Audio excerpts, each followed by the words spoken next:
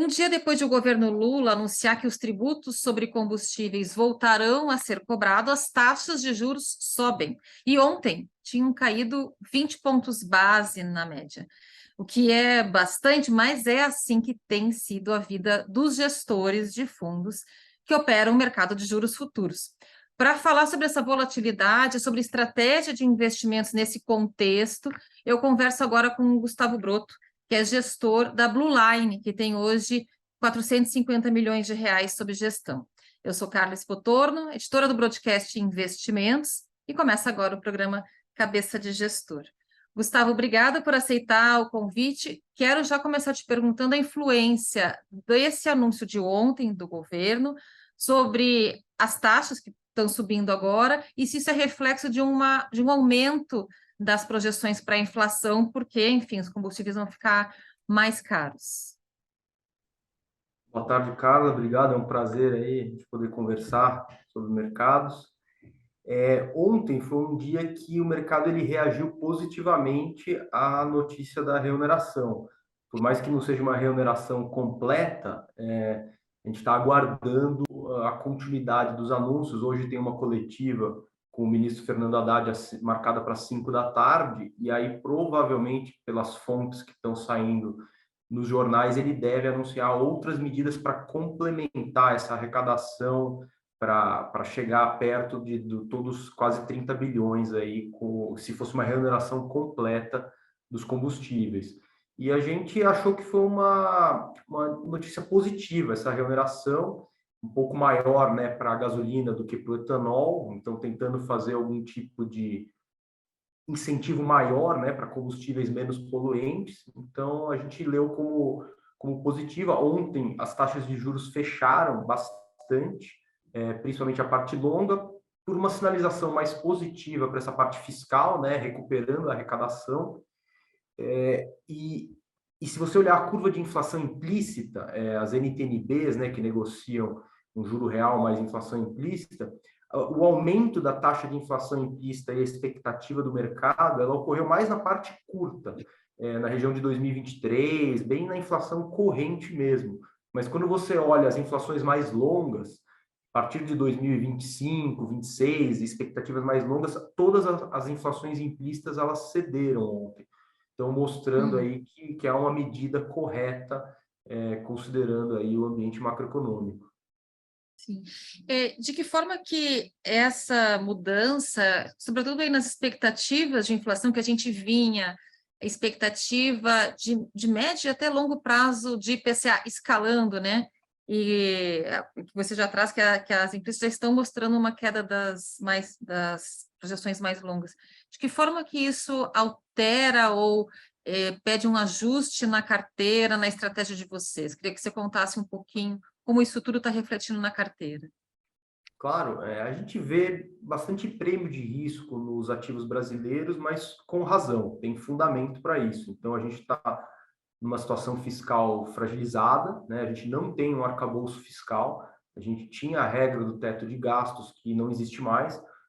Estamos aguardando, né, todo o mercado, os agentes aguardando qual vai ser esse novo arcabouço fiscal, que é essencial para o equilíbrio macroeconômico do país, inclusive para eventualmente o Banco Central começar um ciclo de corte de juros que já está sendo precificado na curva de juros brasileira. E a gente teve essa discussão do eventual aumento da meta de inflação pelo CMN, pelo Conselho Monetário Nacional. Então, isso gerou bastante ruído, isso subiu bastante as expectativas do mercado em relação à inflação. Então, ninguém acredita mais numa meta de inflação de médio e longo prazo de 3%. O mercado já migrou aí para uma região em torno de 4% de meta de inflação. Isso aí provavelmente a gente só deve saber até o CMN de junho, né, até a metade do ano. Mas, de qualquer forma, a gente teve aí um aumento nas expectativas de inflação por conta do ruído fiscal não tendo uma âncora, por conta da discussão da meta de aumento de inflação e, obviamente, por cenário externo, né, a volatilidade normal do mercado. Então, a gente viu esse ano a curva de inflação implícita subindo bastante. A gente está trabalhando aí também, hoje, no começo do ano, num período de sazonalidade mais pressionada para o IPCA. Então, a gente tem reajuste de educação, a gente tem diversos preços aí pressionando o IPCA. A gente deve continuar com números altos ainda nos próximos meses, então o carregamento, né, de posições compradas em inflação das NTN-Bs, que são títulos públicos atrelados ao IPCA, fica muito favorável. A gente vê que isso ajuda a manter o juro real não tão elevado, apesar de que a gente está em níveis bem elevados de juro real, mas o juro nominal ele está mais elevado do que a gente imagina que vai ser esse cenário com um arcabouço fiscal crível, né? Acho que esse é o principal pilar aí de qualquer cenário. É muito difícil da gente fazer conta, fazer projeções se a gente não tiver um arcabouço fiscal.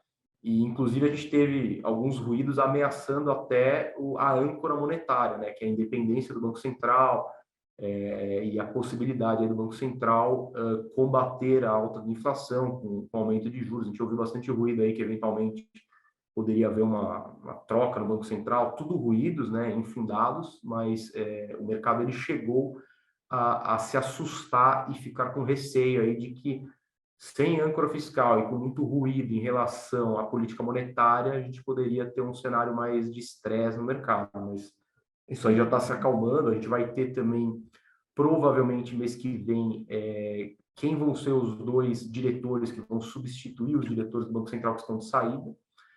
Isso é um evento relevante para o que o mercado está acompanhando à lupa, né? É bem importante essa sinalização, se vai ser um nome mais ligado à ala mais política do governo, né? Que seria lido como mais dovish, né? Que seria mais na linha de aumentar a meta de inflação ou iniciar o corte de juros sem antes ter um bom arcabouço fiscal, sem as expectativas de inflação estarem bem ancoradas, ou um nome mais pró-mercado, né, que o mercado leria aí como mais conservador, que só iria iniciar o ciclo de, pelo menos votar, né, por um ciclo de corte de juros, quando tivesse um arcabouço fiscal robusto e expectativas de inflação mais ancoradas, mais próximas do centro da meta. Sim, Gustavo, esse contexto todo de vários ruídos, expectativa com os novos nomes para o Banco Central, as conversas com a Petrobras, né? Hoje você falou, vai ter coletiva de imprensa para falar sobre preços, teve reunião de ministros e Lula com o Petrobras. Isso permite que vocês tenham uma aposta mais direcional aí na mesa de renda fixa que você né, é responsável aí na Blue Line, ou prescreve assim, posições mais táticas? Me conta um pouco como é que está a posição de vocês. Claro. Bem, aqui na Blue Line a gente tem diferentes livros justamente para poder capturar alfa, gerar retorno, seja qual for o ambiente. Se for um ambiente mais de tendência, que você consegue traçar um cenário de médio e longo prazo e fazer alocações com um horizonte mais longo, ou quando o mercado está muito volátil, muito errático e favorece posições táticas, trades mais ativos, né, de aumenta, diminui, eventualmente muda até a posição. Então, a gente tem os livros táticos que tentam capturar e gerar retorno com uma gestão bem ativa, e a gente tem o livro estrutural que tenta traçar um cenário, montar uma posição. E eu diria que já faz bastante tempo que, para montar posições, tentar surfar mais as tendências, tem sido mais fácil operar o mercado internacional. Então, o nosso livro estrutural está maior em trades no mercado internacional. E os livros táticos, que são mais focados em Brasil, que a gente é bem especialista nessa parte de Brasil, principalmente com foco na parte de renda fixa, aí com certeza está muito mais favorável para posições táticas, porque o cenário ele muda muito rápido, as notícias elas impactam muito o preço de mercado, é muito, diria que ineficiente até você montar uma posição muito grande em Brasil e sentar em cima e ficar acreditando nessa posição sem nenhum tipo de ajuste. É muito complicado você ter. Aí seria uma posição muito pequena, teriam que ter hedges, né, proteções para poder carregar. A gente tem algumas posições até que a gente gosta, olhando o Brasil, que são posições tomadas em inclinação na curva de juros, então, tomado nas taxas mais longas e aplicados na parte mais curta da curva de juros. São posições que se beneficiam desse ambiente fiscal mais desafiador, se beneficiam de quando o Banco Central iniciar o ciclo de afrouxamento monetário. Então, quando o BC começar a cortar a taxa Selic, a curva tende a ficar bem positivamente inclinada. Ela já está positivamente inclinada, então a gente não vê tanto ganho nessas posições nesse momento. O timing é muito Mas a importante. curva vai inclinar mais quando começar o aceno de corte, né? A gente acredita que sim, mas o timing é muito importante para essas posições. Então, a gente aguarda o momento certo aí para montar uma posição maior nessa parte de É inclinação da isso curva que de juros. eu ia perguntar. Vocês têm, então, esse play aí de inclinação da curva de juros, mas não é uma posição relevante do book que você toma Não, a conta? gente está no momento bem reduzido nessa posição. O que a gente está, se for falar de curto prazo, trades táticos, que obviamente podem mudar completamente aí de um dia para o outro, mas a gente enxerga algum prêmio, posições aplicadas no miolo, na parte intermediária da curva de juros. De novo, 2035, 2000, não, não, 2026? não. É mais curto, assim. A gente gosta dos vértices 2025 até 2027 na parte de juros nominal, né? Nas taxas DI. Então, a gente gosta dessas posições aplicadas porque a gente está enxergando uma curva de inflação implícita já um pouco pressionada, bastante prêmio de risco por conta desse fiscal, discussão de elevação de meta de inflação. A gente acha que tem espaço, passada essa sazonalidade aí de inflação alta, ou qualquer notícia melhor no fronte fiscal, que a gente está vendo na margem notícias um pouco melhores, a gente acha que essa parte intermediária aí na região de 2026 pode sim dar uma cedida, pode voltar aí um pouco, aí uns 50 pontos, talvez até um pouco mais. Uhum, entendi. Mas comparando a média assim de tamanho de posição, essa também não é uma posição grande assim, ou comparando com a média histórica aí das suas operações, ela é uma posição relevante. Ela não é uma posição grande, mas também não dá para chamar de uma posição pequena. Eu diria que a gente está de pequeno indo para um tamanho médio, assim, mas muito cauteloso. A gente tem um pouco de hedge também comprado em dólar, vendido em real. Obviamente que menor, é uma proteção, né? Então a gente tenta trabalhar sempre com alguns hedges quando vai montar uma posição um pouco maior. E se o Banco Central conseguir, tiver espaço para começar a cortar juros no meio do ano, ou na reunião de junho, ou na reunião de agosto, a gente acha que a renda fixa, as taxas de juros tendem a ceder bastante, né? Obviamente, com o início do ciclo de cortes, e aí o câmbio, que tem performado muito bem, se for ver recentemente, esse ano, inclusive, aí ele pode ser que ele não performe mais tão bem, né? A gente diminui um pouco o carrego para comprar dólares, aí a gente acha que a renda fixa vai ficar favorecida em detrimento aí do mercado cambial, de vender Uhum. dólar e comprar o real. Sim, é tudo muito volátil, né? Então é difícil de ter alguma previsibilidade, assim. Mas vocês apostariam que esse é o cenário, né? De um corte ainda nesse ano e, eventualmente, logo, junho, agosto, você mencionou. É uma aposta que vocês colocariam mais fichas aí? Porque não é muito o que o mercado vê hoje, apesar de esses ruídos todos que a gente já conversou terem já suavizado bastante, né? Sim, a gente acha que no momento não tem nem como o Banco Central pensar em cortar juros, né? Seguindo o arcabouço de política monetária, assim, todo o operacional do Banco Central, com as expectativas desancoradas, sem uma âncora fiscal, essa volatilidade externa, assim, não tem nenhuma condição para o Banco Central cortar juros agora. Então, nas próximas 2 ou 3 reuniões, provavelmente a gente vai ter manutenção da taxa Selic no 13,75% ao ano. Agora, se durante esse caminho aí, no primeiro semestre, a gente tiver um arcabouço fiscal crível, eventualmente não tiver um aumento da meta de inflação, porque o aumento da meta de inflação, na nossa visão, é algo contraproducente. Você simplesmente eleva o patamar de inflação do país, o juro real continua igual e, teoricamente, o juro nominal teria até que subir, né, para manter esse mesmo juro real, que faria o arrefecimento da inflação do IPCA. Então, assim, é algo que você só mexe na inflação, não tem nenhum ganho. Na verdade, você tem um ganho do governo aí com o imposto inflacionário, quem vai pagar a conta aí vão ser as camadas mais pobres da população, né, que gastam boa parte da sua renda em alimentação, transporte e todos os itens que vão ser impactados aí por essa inflação mais alta. Então, a gente não enxerga espaço no curto prazo. Agora, tendo um arcabouço fiscal crível, mantendo a meta de inflação em 3, eventualmente só ampliando o intervalo, que hoje é de 1,5 para cima e 1,5 para baixo, subir para 2, que assim, a gente não acha algo positivo, mas é melhor do que subir o centro da meta de inflação, na nossa visão. É um equilíbrio muito tênue, mas assim, o melhor seria manter tudo como está, né? Não é o momento para ter mudanças aí na política monetária.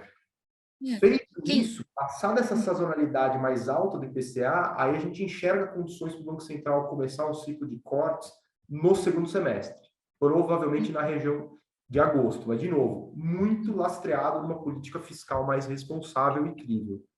Quer dizer, o grande risco chama arcabouço fiscal.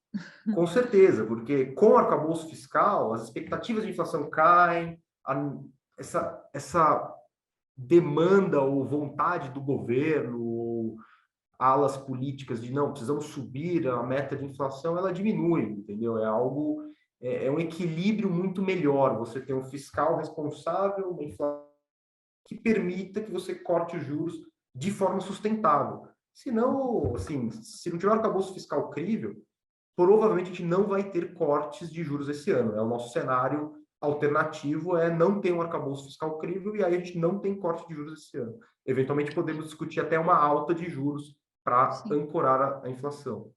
Agora, sobre a meta fiscal, os economistas que defendem, né, uma discussão sobre isso, sentar à mesa com, enfim, diferentes agentes econômicos, o que se fala é que a gente está indo para o 3º ano sem cumprir a meta fiscal, então ela não seria os 3%, né, que é para o ano que vem, provavelmente também seria muito difícil de ser cumprida, as expectativas mostram isso. Ou seja, a nível de taxa hoje, ele é mais condizente com o que o mercado, né, com o nível que você falou que o mercado está olhando, que é ali em torno de 4%, como centro de meta, e não com esses 3% que valem a partir do ano que vem, em 2025, né? Enfim, é uma discussão para se ter, mas parece que se os 13,75 estão adequados para 4%, seria mais ou menos uma coisa mais cartorial, né, de ir lá e acertar o que na prática está acontecendo.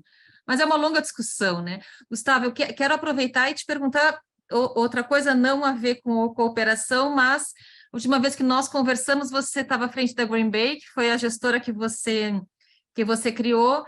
Recentemente a gente noticiou, faz alguns meses já, teve essa fusão com a Blue Line. Queria saber o que mudou do teu dia a dia da Green Bay para a gestora, pelo que a gente está conversando aqui. Você continua operando como sempre operou, com o teu expertise, mas queria te ouvir um pouquinho sobre isso. Claro, a gente teve essa junção das equipes, né? Estão bem animados aí com a fusão. Na Blue Line, a gestão continua sendo feita como era feito antes, que o Giovanni Silva, que é o CIO, ele faz essa gestão do livro estrutural, que acaba tentando pegar mais tendências de médio e longo prazo, e ele foca mais no mercado internacional, que é a expertise dele, mas também operando o Brasil, e Latam e todos os outros países.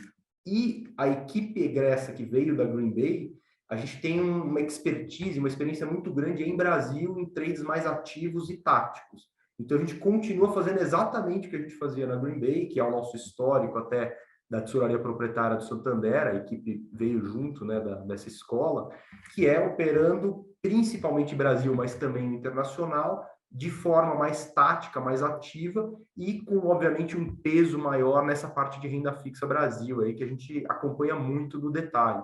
Então, basicamente, estamos fazendo a mesma coisa, aí a gente viu muita sinergia aí com a união desses dois times, e aí o nível do debate, as discussões, de cenário, de acontecimentos aí, de política, economia, dados e indicadores aí, está muito mais rica e muito mais completa aí com essa equipe aí. Agora a gente está com uma equipe de 4 economistas aí, está bem robusto. Muito legal falar contigo agora na Casa Nova, então, né? E, Gustavo, eu quero, então, te agradecer, a gente vai encerrando aqui o programa. Muito obrigada pela entrevista. Eu que agradeço, foi um prazer, estou à disposição. Tá ótimo. E a gente encerra, então, aqui o Cabeça de Gestor dessa quinzena. O apoio técnico foi do Bruno Nogueirão, que é da equipe da TV Estadão. Obrigada e até a próxima edição.